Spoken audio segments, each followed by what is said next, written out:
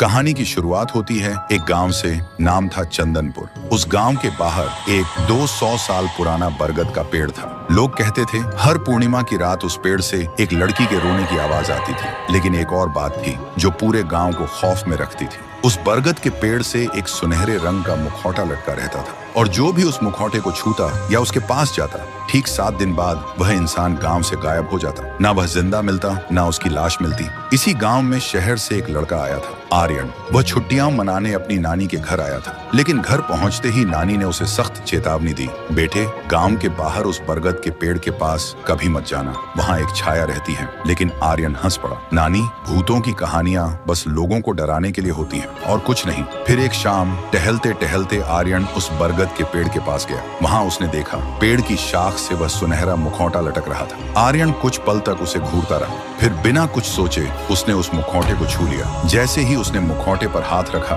हवा अचानक ठंडी हो गई और उसके कानों में एक लड़की की दर्द भरी चीख गूंज उठी। आर्यन घबरा गया और गांव की तरफ भाग गया। उस रात आर्यन को नींद नहीं आई। उसे लग रहा था जैसे कोई उसके कमरे के बाहर खड़ा हो जो चुपचाप उसे देख रहा हो।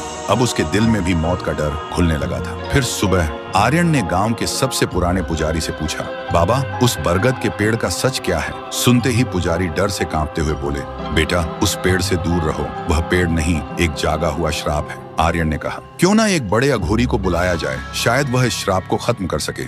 उसी शाम गांव वालों ने एक अघोरी को बुलाया। पूरा गांव उस बरगद के पेड़ के पास इकट्ठा हुआ। लेकिन अघोरी ने जैसे ही मंत्र शुरू किया, अचानक उसका एक हाथ कट गया। अघोरी जमीन पर गिर पड़ा और डर से चीख उठा, यह कोई साधारण आत्मा नहीं है, वह इंसाफ चाहती है। यह कहकर अघोरी अपनी जान बचाकर वहां से भाग गया। अब पूरे गांव में डर और गहरा हो चुका था। लेकिन आर्यन के दिमाग में अब और भी ज्यादा सवाल घूमने लगे। अघोरी ने ऐसा क्या देखा और यह आत्मा इंसाफ क्यों मांग रही है? फिर जब सब लोग वहां से चले गए, आर्यन जान हथेली पर रखकर बरगद के पेड़ के पास झाड़ियों में छिप गया। रात धीरे धीरे गहरी होती गई और ठीक आधी रात को उसने देखा उस पेड़ के अंदर से एक लड़की बाहर निकली। वह लड़की बहुत खूबसूरत थी और उसने वही मुखौटा पहना हुआ था। उसी वक्त गांव का एक आदमी घबराकर गांव से भाग रहा था। तभी वह लड़की अचानक उसके सामने आ गई। आदमी डर के मारे चिल्लाने ही वाला था कि लड़की ने उसका सिर एक ही बार में चबा डाला और अगले ही पल वह लड़की हवा में धुआं बनकर गायब हो गई और वह आदमी तड़प तड़प कर वहीं जमीन पर गिरकर मर गया। ये देखते ही आर्यन का दिल